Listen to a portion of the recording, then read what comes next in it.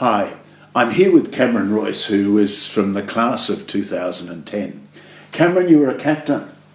Yes, I was. I was captain in 2010, back in the day when leadership was something that I really aspired to throughout my education, and yeah, it was a great opportunity. You guys, do you remember the Youth Vision for Schooling conference?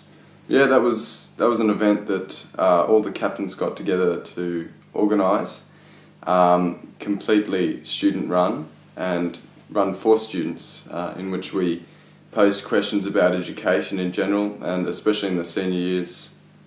It was a great event and yeah, a great experience. You mentioned senior years. You in fact were at ELTHAM from 3-year-old kindy, weren't you? Yeah, I came when I was 3-year-olds in ELC, and I stayed at ELTHAM until the very end. Yeah. Okay. How did you do at the end?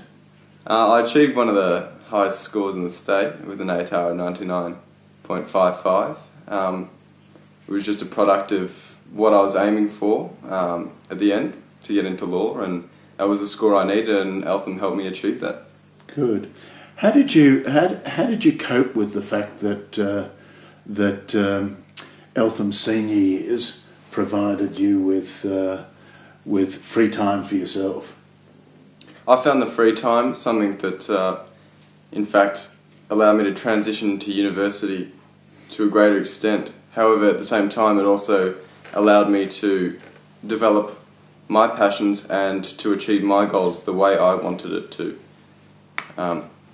The way I wanted them to achieve themselves. So in my spares, I went off and studied because that's what I needed to do. Or I would go off and play music down in the music centre because that was my passion, and that's how ELTHAM allowed me to develop that in a free spirit kind of way. Music was your passion, wasn't it? Yeah, that and scholarity, that was yes, something that I really enjoyed throughout my education. Yeah.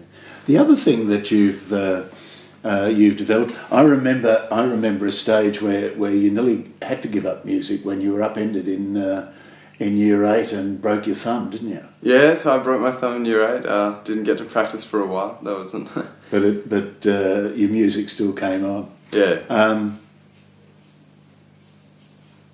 In talking about your passion, one of the other areas that you developed in and out of school was language. Yes, language is something that I especially grew a passion for in about year 7, when I was in fact learning Chinese and French, and then continued throughout my senior schooling with French.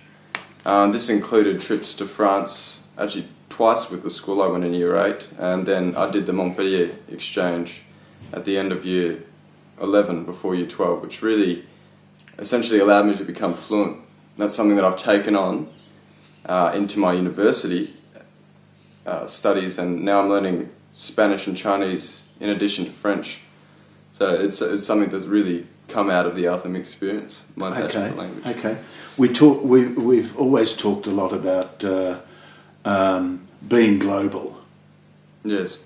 Yeah, that's something that ELTHAM really emphasised, and especially when I was a captain, it was something that really came through contact with the international students as part of the school. Really gave me an idea that the world is now much more integrated than what it was, and I think in the future that's something that will be heavily emphasised in both work and education. And so that's being global was one of the main reasons why I've taken up these languages outside of school, but also at the same time was one of the reasons that in addition to French at school, I studied international studies and got to experience and get a taste for global politics and the way the world works. You do a fair bit of travel to China too, don't you? So in many ways, you're preparing yourself for what's going to be the China century. Yeah, indeed. Chinese culture is fascinating. But in addition to that, I've got the language under my belt, and hopefully that's something that will really give me a strong standing in the future, especially when it comes to work between companies in China, Australia, as well as just an integration on a cultural level as with our neighbour to the north. Okay. I should say to people, I'm still drinking my coffee. Yeah. Cameron gulped his down, so sorry, it's not that I've been rude and not offered him a coffee.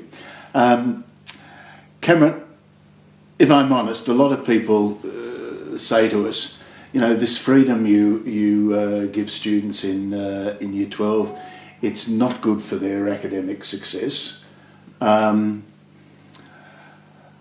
But what we look at is how do people make that transition to post-school. And so, you know, in a sense, our senior years is a mini university campus. How did you cope with that? And more importantly, how did you make the transition to Melbourne University? That's a very, Monash University. Monash University, sorry about that. Got to keep the party line.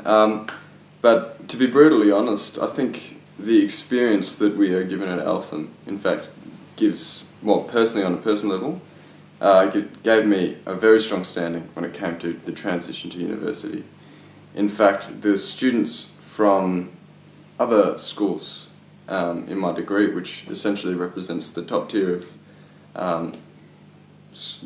ATAR achievers and the like, those students who came from the more traditional schools in which students were, with a lack of a better word, spoon-fed, in fact, find it more difficult to deal with their free time, because the realistic scenario in university is that you've got to be self-driven.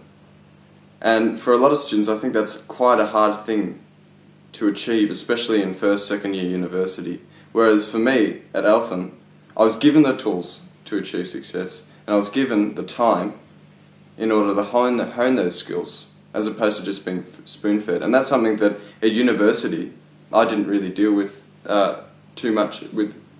I didn't treat it as too much of a problem. It was really quite an easy process for me. Yeah. Cameron, thanks very much. This has been just a few minutes with Cameron Royse, one of our past students who is in the middle of his law degree at Monash University. Cameron, from all our community that are there through the camera lens, we wish you all the best as you continue and finish off with your law degree, and then I imagine you'll be working in countries right around the world. Oh, yeah, hopefully. So enjoy it all. Thank you. Thank you, Dave.